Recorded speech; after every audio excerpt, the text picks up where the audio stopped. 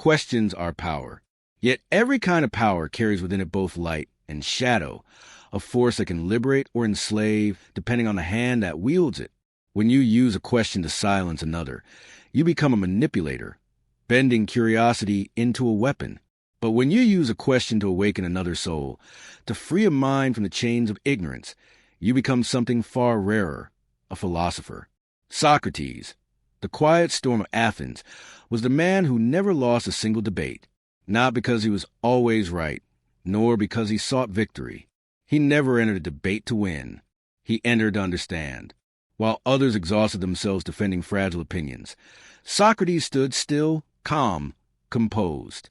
He asked questions, not as tricks, but as tools of truth. Each question, sharp and precise, cut through pretension and pride until arguments collapsed under the weight of their own contradictions. He did not shout.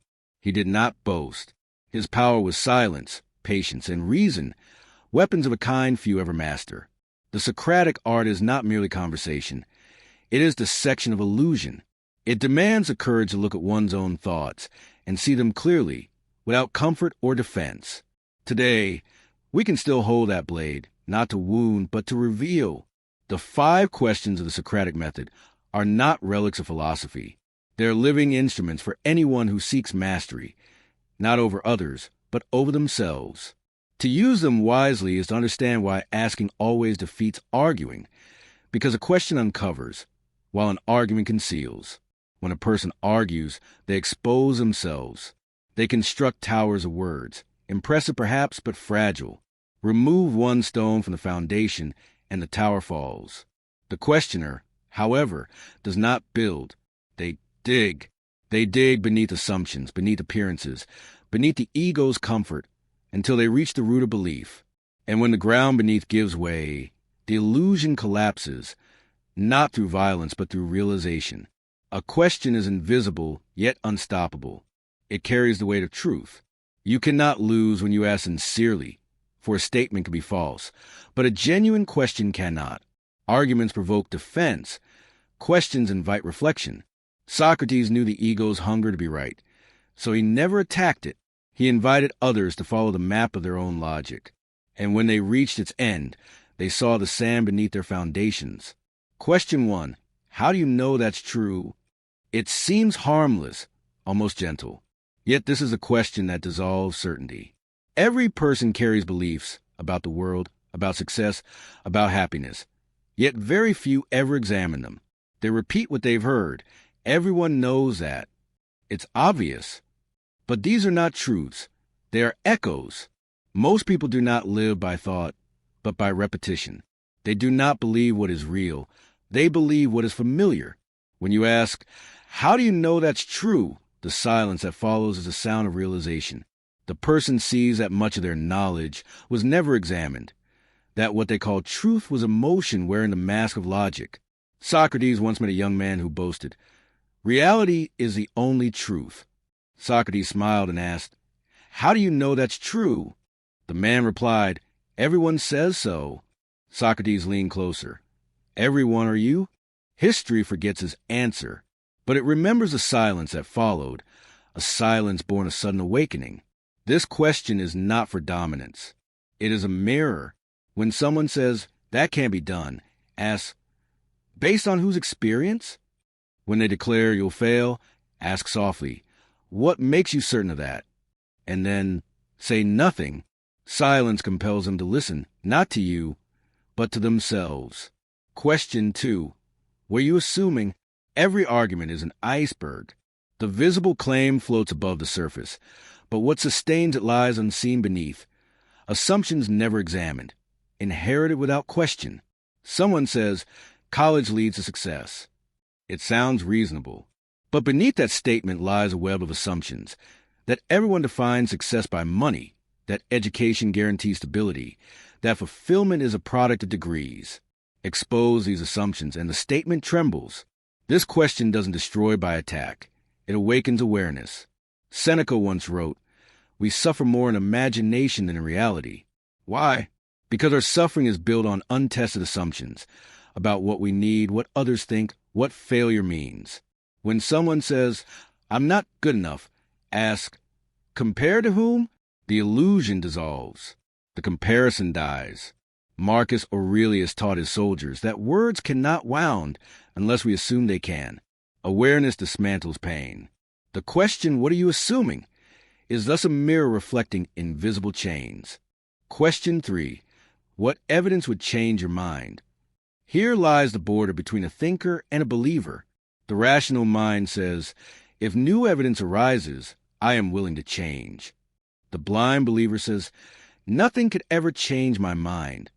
The moment someone says this, you need not continue. Reason no longer resides there. This question is feared because it demands humility.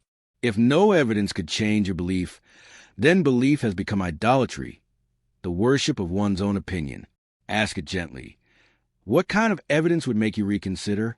If they say, nothing, they confess their faith and pride. But if they pause, if they think you have given them a door, for the wise do not cling, they adapt. Epictetus said, no man can learn what he thinks he already knows. This question is not confrontation. It is compassion, a chance for a mind to rediscover its openness. Question 4.